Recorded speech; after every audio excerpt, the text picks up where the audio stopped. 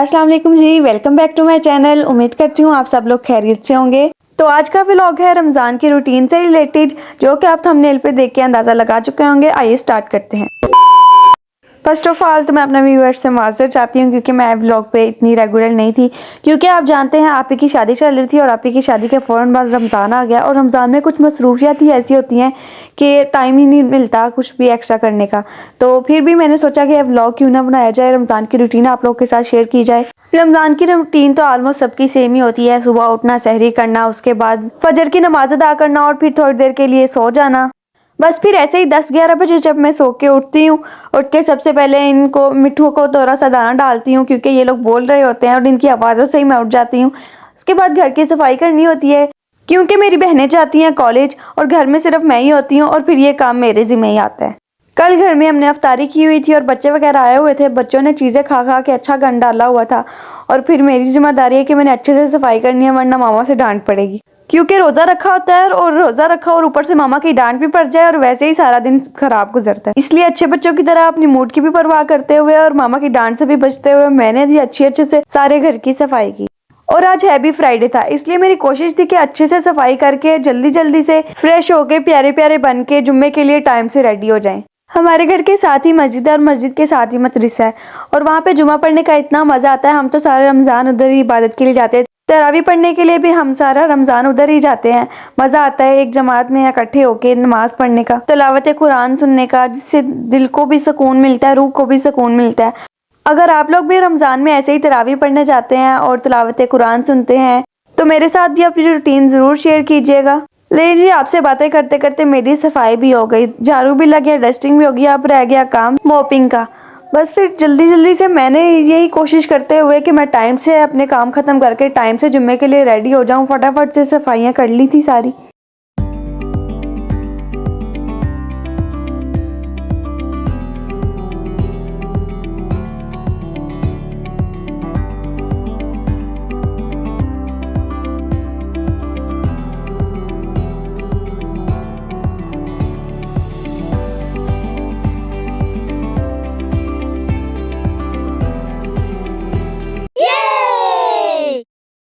जी, सफाइयाँ सारी क्लियर हो गई हैं, एक टास्क डन हो गया। अब टास्क है मामा के कपड़े प्रेस करने का। एक्चुअली कपड़े तो हैंग हुए थे, प्रेस ही थे, लेकिन फिर भी अंदर थोड़ी सी जो थी सिलवटें, मैंने सोचा इनको अच्छे से प्रेस कर दूं ताकि भाई डांट से बचा जाए। आज नहीं डांट सुननी, आज दिन अच्छा गुजारना है, आज फ्राइडे का दिन है। थैंकफुली सक्सेसफुली ये भी टास्क कंप्लीट हो गया, अच्छे से कपड़े प्रेस हो गए। फिर मामा को नीचे कैच करवाए, लेकिन ये क्या इतनी आवाज़ें थी, कोई आया ही नहीं। चलो फिर हमने भी ऐसे ही फेंक दी।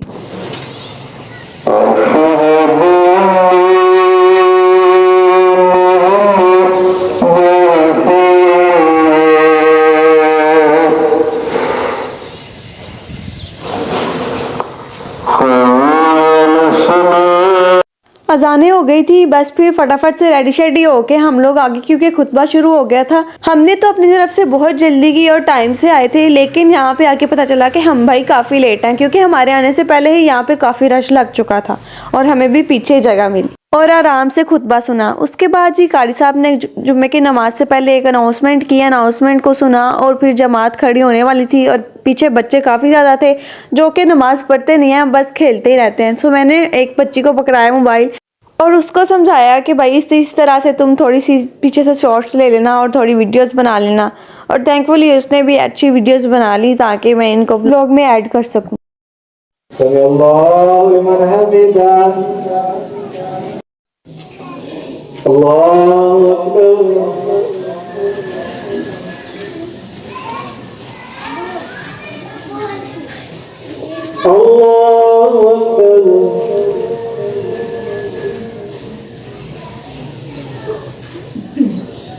ये वो बच्चे होते हैं जो कि खुद तो नमाज पढ़ते नहीं है, अपनी माओ को भी तंग करते हैं और पीछे खड़े लोगों की भी नमाज को खराब करते हैं।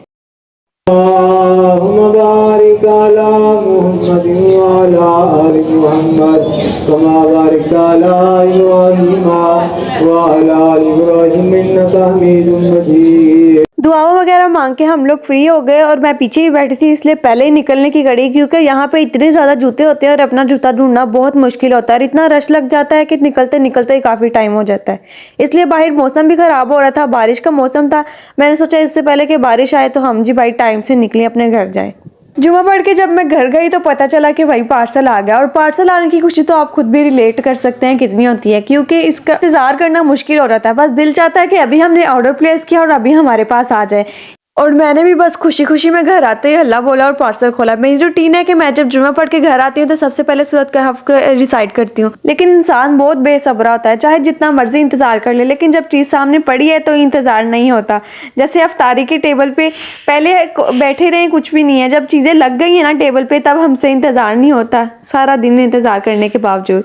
खैर मैंने भी फिर ऐसे ही किया, अपना पार्सल खोला और खोलने के बाद जब साइड ड्रेसेस को देख लिया, ड्रेसेस चूज कर लिए, उसके बाद तसल्ली हुई और फिर बाकी घर वालों को भी दिखाया। क्योंकि जब पार्सल आया था और मैं पहले से साइड पे लेके आ गई थी कि पहले मैं वीडियो बनाऊंगी और फिर आप लोग देखना। और जिस दिन पार्सल आ जाए, पार्सल आने की खुशी इतनी होती है कि मूड जो है ना फ्रेश हो जाता है।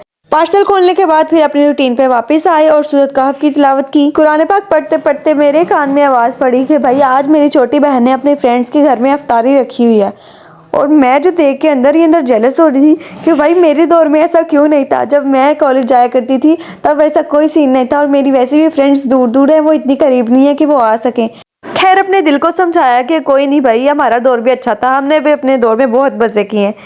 यही बात मुझे तब रियलाइज़ हुई जब मैंने अपनी बहन को ये बात की कि हाँ तेरी तो दोस्तें आ रही हैं। फिर उसने मुझे सारी अपनी स्टोरी याद करवाई कि जब तेरी दोस्तें आया करती थी ये हुआ करता था, ये हुआ करता। फिर मैंने सोचा कि हाँ भाई मैंने भी अपने दौर में बहुत मज़े किए हुए हैं। और फिर सब अफ्तारी की तैयारियों में लग गए, सब ने अपना अपना काम डिवाइड कर लिया। हमारे घर में एक्चुअली यही होता है कि हम 3-4 लोग हैं तो हम अपना अपना काम डिवाइड कर लेते हैं। अफ्तारी में एक एक चीज़ ले लेते हैं और सब एक एक करके बना लेते हैं, और इजीली ना कोई थकता है और आसानी से सारे काम हो जाते हैं। हमारे यहाँ पे पहले यहाँ गैस नहीं जाया करती थी, लेकिन इस दफ़ा रमज़ान में यहाँ पे गैस की टाइमिंग है, और जैसे ही गैस आती है लाइक 3 बजे अगर गैस आती है, और टाइम इतनी जल्दी भागने लग जाता है ना कि टाइम का पता ही नहीं चलता। और कुछ दिन भी छोटे हैं, ऐसे ही मसरूफियत में ही रोज़ा गुजर जाता है। ये जी मेरी बहन को ये रेसिपी ट्राई कर रही थी। एक्चुअली उसकी फ्रेंड्स आ रही थी, इसलिए वो चाह रही थी कि वो उनके लिए कुछ स्पेशल बनाए, इसलिए कोई मज़ेदार सा मटेरियल बना के ये समोसे रोल वगैरह बना लिए थे, जो कि वाकई में बहुत टेस्टी थे। फ्राई करते हुए इतना टाइम लग जाता है, इसलिए हम तो 1 घंटा पहले अपनी चीज़ें फ्राई करना स्टार्ट करते हैं, क्योंकि हमारे घर में अगर पकोड़े ना हो तो रोज़ा जैसे अफ्तार ही नहीं होता। थैंकफुली सारी चीज़ें टाइम पे रेडी हो गई थी, इसकी फ्रेंड्स भी आ गई थी। बस फिर टेबल पे सारा खाना वगैरह लगा दिया और सब ने दुआ मांगी, फिर रोज़ा इफ्तार किया और इसी तरह से सारा दिन गुजर गया। फिर रात को हम लोग तराविया पढ़ने के लिए चले गए। ये थी मेरी रमज़ान की रूटीन, बस इसी तरह से चलता रहता है। या हमने किसी की अफ्तारी करवा ली या किसी ने हमारी अफ्तारी करवा ली। इसी के साथ हमारा आज का व्लॉग इधर ही एंड होता है। अगर आपको मेरा व्लॉग अच्छा लगा है, इसको लाइक करें, कमेंट करें, शेयर करें और मेरे चैनल को सब्सक्राइब करें। तब तक के लिए अल्लाह हाफिज़।